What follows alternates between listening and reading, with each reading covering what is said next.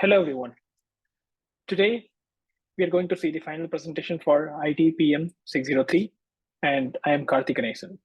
So this presentation is based on the week 7 assignment of the final case study, the risk analysis, and subsequent risk management of the final case study, which is a product of our choosing.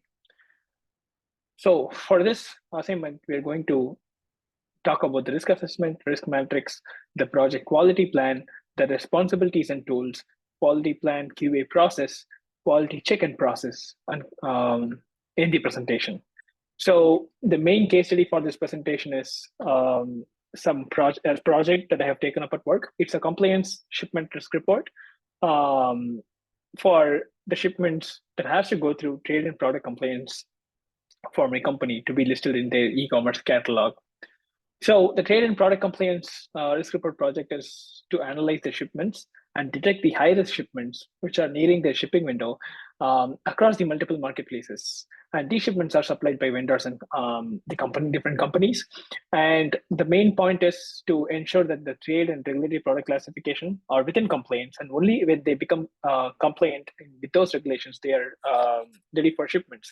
And the main objective for the vendor managers is to push vendors to go pass through all these obstacles and list their and make the product eligible for shipments into their marketplace and make it eligible to be listed in the catalog. So in this project, we are going to analyze the project quality management plan to maintain high standards and implement the necessary process for the business continuity. So as a risk manager, I would implement the risk assessment. The primary risk assessed are data inaccuracy and data misidentification because the whole report relies on data. There are shipment risks that can result in higher penalties and significant losses for the company.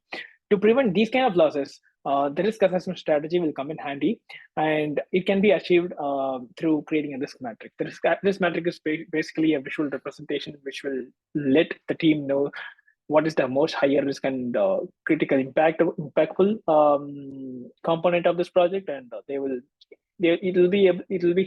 help them to prioritize the tasks at hand. So we have the risk matrix here. There are 6 key factors: the data accuracy issues, the regulatory misidentification, data integrity issues, failure to submit on deadlines, stakeholder miscommunication, and technical constraints. So these factors are analyzed based on their likelihood, based on their risk impact, and their risk level. Based on the ratings given here, the data accuracy issue lies on the top of the food chain. From a scale of 1 to 5, the likelihood of this risk coming to picture is 3, and their impact is much larger based on the nature of the issue, and it is very critical. So it is defined as high likelihood and severe impact. So we need to have a reliable monitoring mechanism to tackle this issue. Followed by a risk. Now that we have a risk matrix and we know what are the risk factors of this project, we have a project quality plan, and we can decide. We can define the project and design it based on keeping in mind about the risk factors at hand. So the project management and quality plan together ensure the successful execution into an execution of the project. It identifies and secures the necessary tools and technologies required for the project and the resources for effective project execution.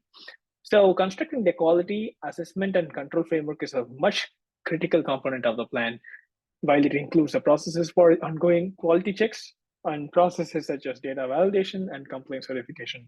And it occurs throughout the project lifecycle. It is very integral to the project lifecycle. So integrating the above elements, the plan becomes an invaluable resource for both individual contributors and the leadership team. Everyone has some parts to fill and some processes to follow within the whole project.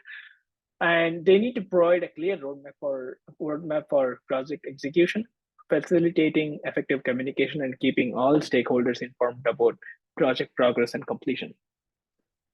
So the project quality plan also enhances the likelihood of project, but also ensures the final compliance risk report meets the highest standards of accuracy and reliability. So here are the tools and components listed based on what we have seen for the project quality management plan.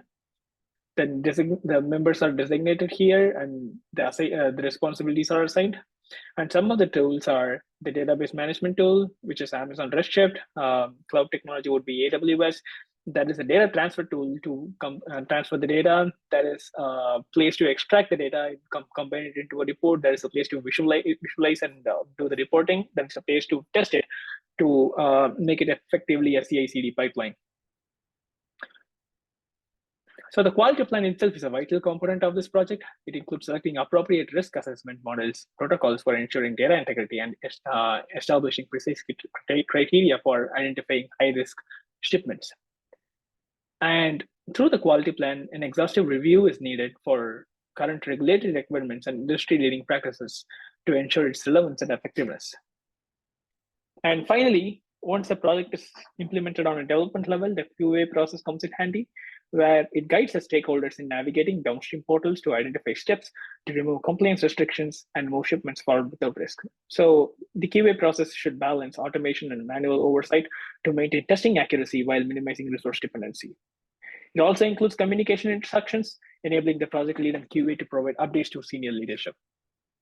So quality check and control is basically an overview of the QA process. It conducts frequent audits and peer assessments. It enhances the precision of the quality assessment process. In conclusion, the risk report is crucial for identifying and mitigating shipment-related risk. The key components are having a skill team with clearly defined roles, robust tools and environment, and a good quality audit and control process.